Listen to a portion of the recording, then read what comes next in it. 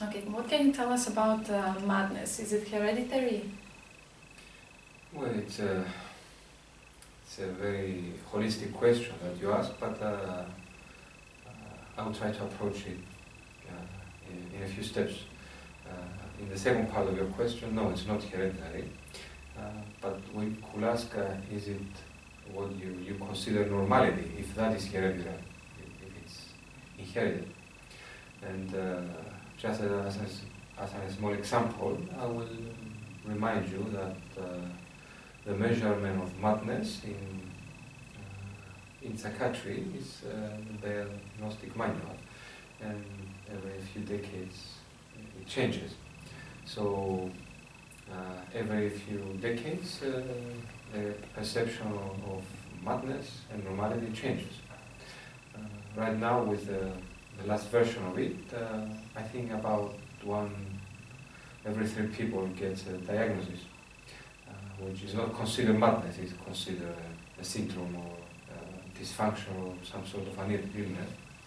But no, madness is not inherited. Actually, what you consider madness, it could be described better as the normality we suffer from. Madness is our freedom sometimes, and what we cannot put under the greatest, not greatest, but the main or the more commercial picture of how we should live our lives. Madness is the inability to find our own space, or the inability of the others to recognize our own space within civilization.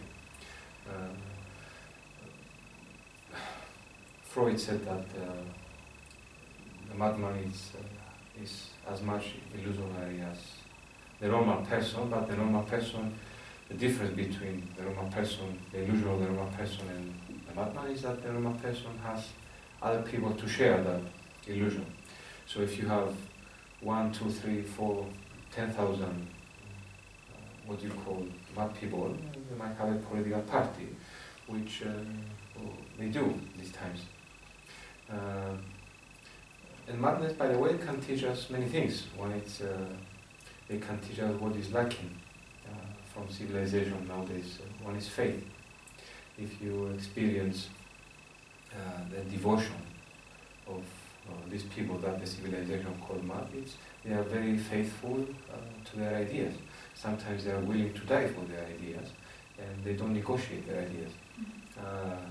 I wish that more people in the societies would have been like that.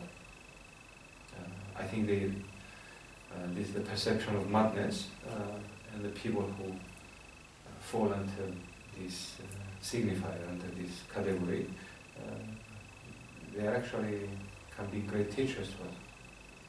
Can you say that we are all mad? Well, actually, Lacan said that.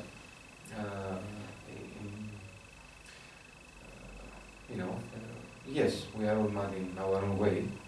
We are not mad if we compare ourselves into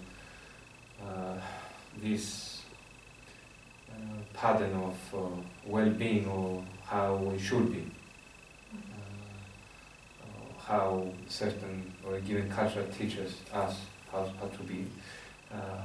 Or in families, sometimes you see in families that they call somebody the black sheep of the family because he didn't get married, he didn't have kids, or for whatever any other reason.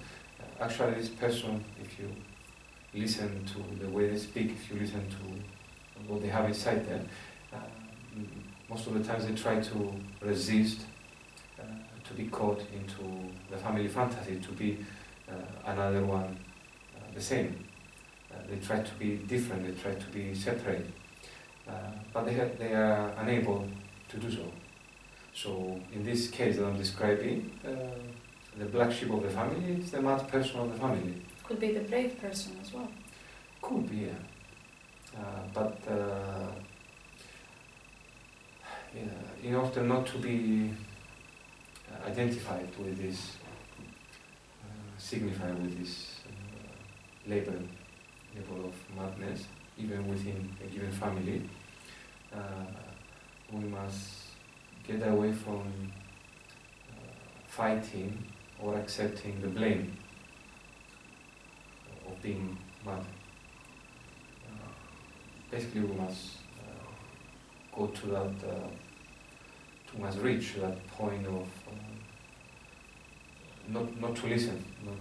Their language, it shouldn't touch our bodies, and we shouldn't feel bad about what we decided to do in our lives. So, because if you do something that you want, but the language of the family, of the civilization touches you, then you've got guilt or shame or various other stopping points to block you. And that's one of the experiences of madness. To fail towards what you desire. That's what you describe right now. It's something that I believe most of us deal with in our everyday life. Would you say the same, or? Yes, life can go both ways, because we are figure of speech. People are figure of speech. This is basically the dimension of the subject that Lacan spoke about. But the aim is to go from, according to my view, it's to go from the metaphors or the nouns or whatever we identify our lives, our beings, our existences, from noun or metaphors towards the act, towards the verb. To say, I am not an actor, I'm not even a subject, I am an act. So if we reach that point, it means that we are alive. The act of life, it's one for each one of us. Yes, this is what goes on most of the times, unfortunately. But we cannot do anything massively. It's a matter of each one of us discovering their own ways towards life.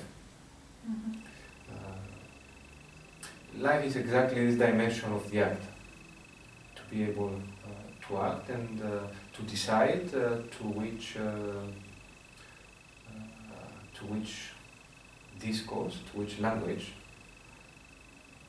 we will lend or borrow our bodies, because our bodies, like the family I described earlier, all of the members of that family, besides the one that was considered mad, that was considered a failure because she didn't marry the same way, or she didn't follow the same professions, they borrow their beings, they borrow their bodies into the same ideology, into the same unconscious fantasy. Mm-hmm.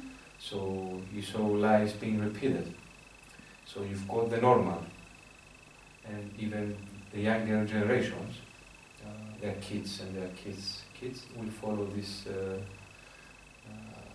discourse. So, again, when you mention if it's inherited, that this is some sort of a different DNA that comes from language. Mm-hmm. It's unconscious stories and fantasies and ideas that we choose to provide our body so to serve those ideas. The madman does not do that. The madman, Or the sounds madwoman. to me, it's a free man. It will be free. He or she are free concerning the entrapment of their being with this sort of language or this sort of fantasies. Mm-hmm. But they are not free until they act and they find, actually until they act towards their own life. And this includes all possibilities of madness, you and me and everybody. I consider mad, actually, all sorts of people who don't live their lives the way they want to. For me, that's a definition of madness, because there is only one life, and for me, the madness is to torture ourselves with not following our desire. So for me, that should be the only diagnosis for madness.